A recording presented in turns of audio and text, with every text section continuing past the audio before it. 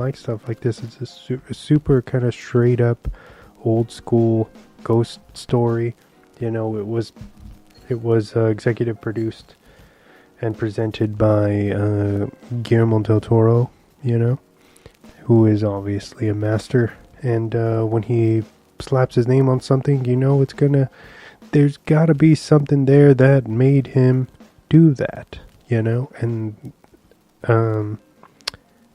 for this one, I hadn't seen it all the way through before until this last time that I watched it a couple days ago. And I have to say, it kept me on. It kept me interested.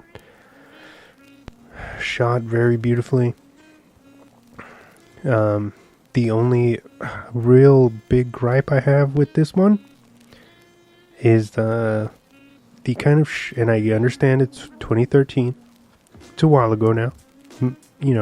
I understand. But the ghost visual effects, the CGI, not the greatest sometimes, and it gets away with it because it is just a ghost story, and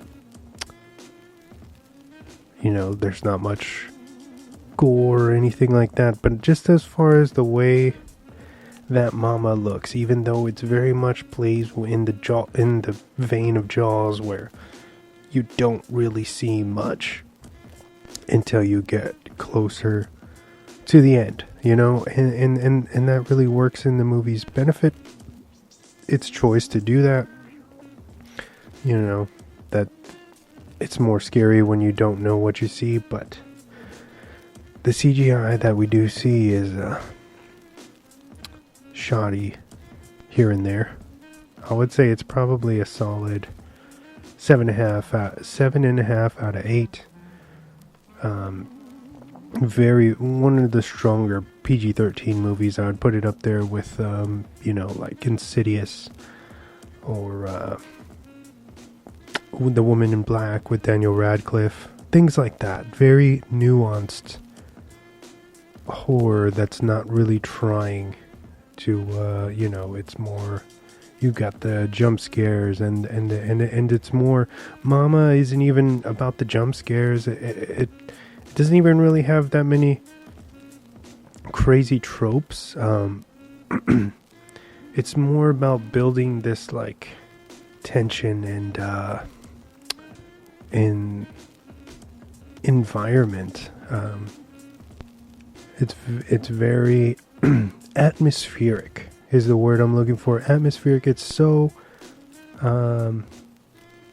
it sweeps you in, if you allow it to. I had a great time. Mama from 2013, if you could believe that. Andy Muschietti's directorial debut, Jessica Chastain starring. Check it out. And then, before I get out of here, Pam and Tommy on Hulu. It just ended.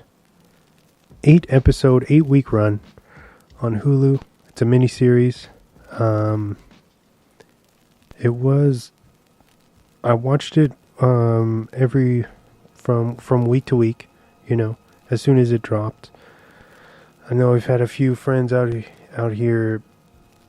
They were shocked that I gave it a chance, or that I even cared, and it's not to say that I'm not a big fan of Motley Crue. I wasn't a real big fan of Pam and Tommy even when I was younger, when they were a thing. But I grew up in that era, in late to mid 90s, when they were a big it kind of couple, or they were the center of tabloids, and and they were just constantly around in whatever aspect, Baywatch and what have you, Home Improvement, all this stuff. So because I loved I, Tonya, and I just love kind of autobiographical stuff like that, just to see the interpretation and the portrayals of the characters, it's fascinating. We have like Ray, Walk the Line, and now this like new Elvis film, you know what I mean? it's always cool, at least in my opinion, even if it's not it turns out not to be good, to give it a shot and see what what their vision was. That's just me though. I find it interesting, and this as a mini series was I thought it was incredible. Sebastian Stan and Lily James, they really did disappear into their roles, and their mannerisms and their voice, their tics, even the way that Sebastian Stan plays the fucking drums, it's just somehow so authentic to me. I had a blast watching it. Not a lot of people know that real story. I don't want to ruin it. I want you guys to watch it. It's hilarious, and it's almost so gnarly. You can't even believe that it really happened, if you know what I mean. But yeah, Pam and Tommy, Sebastian Stan, Lily James, Seth Rogen, Andrew Dice Clay. It's a stacked cast, and I hope it's doing, it pulled in numbers and did well, because I had a lot of fun with it.